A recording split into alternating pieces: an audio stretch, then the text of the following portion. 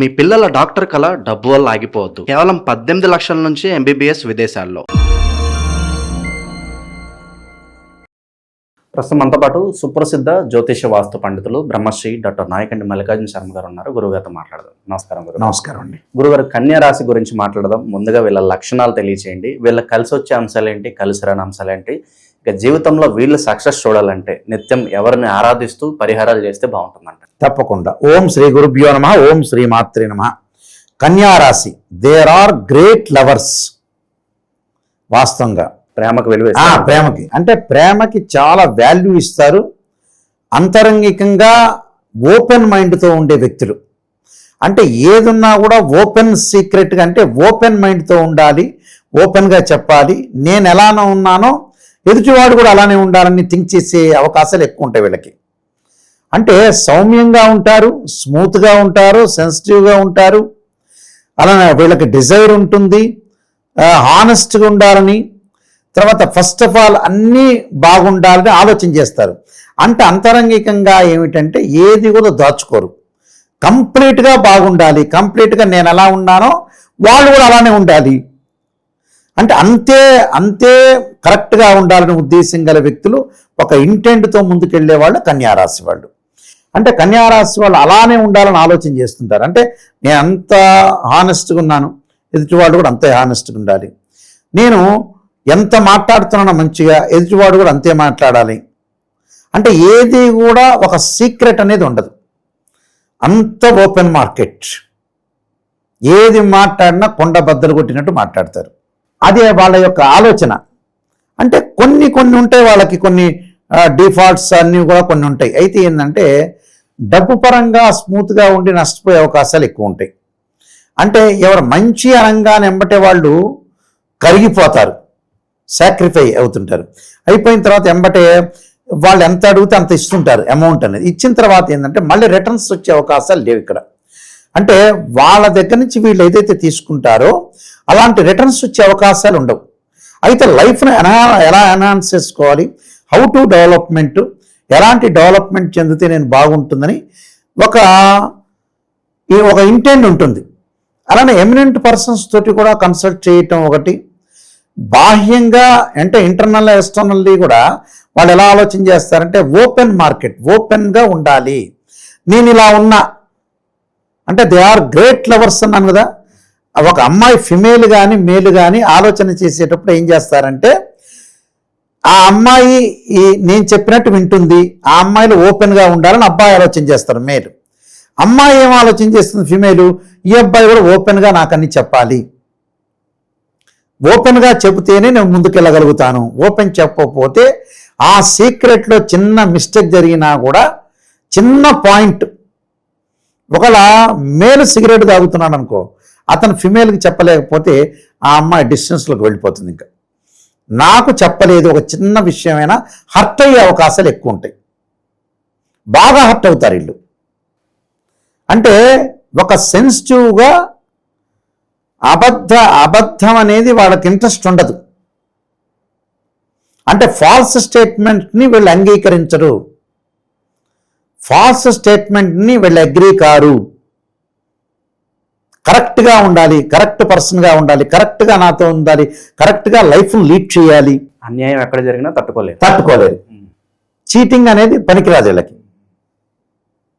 అలాగా దాని తర్వాత ఏంటంటే వాళ్ళు డిప్రెషన్లోకి వెళ్ళిపోతుంటారు.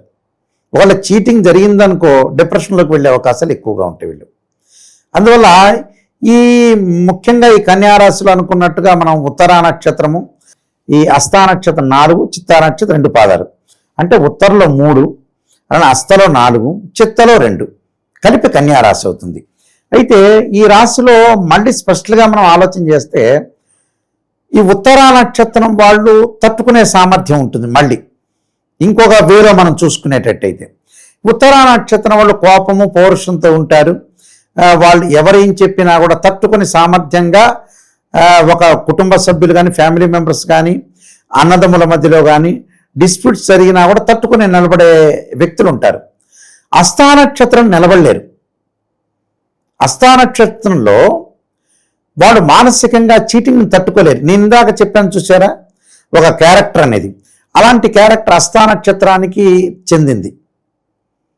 అంటే హస్తా నక్షత్రం వాళ్ళు మానసికంగా టెన్షన్గా ఉండే అవకాశాలు ఎక్కువ ఉంటాయి. ఏ విషయాన్ని కూడా ఒకళ్ళ చీటింగ్గా చెప్పినా కూడా వీళ్ళు తట్టుకునే సామర్థ్యం, ఎబిలిటీ అనేది ఉండదు ఇక్కడ. ఎలాంటి ఎబిలిటీ ఉండదు వాళ్ళకి. అంటే రాజకీయ నాయకులకి టోటల్ డిఫరెంట్. అంటే పొలిటికల్ లీడర్స్ చూడండి, ఏదన్నా కూడా తట్టుకొని నిలబడగలగటం వల్లనే వాళ్ళు chief minister, prime minister, ministers అయ్యారు. కానీ ఇక్కడ హస్తా నక్షత్రం టోటల్లీ డిఫరెంట్. తట్టుకోలేరు వాళ్ళు.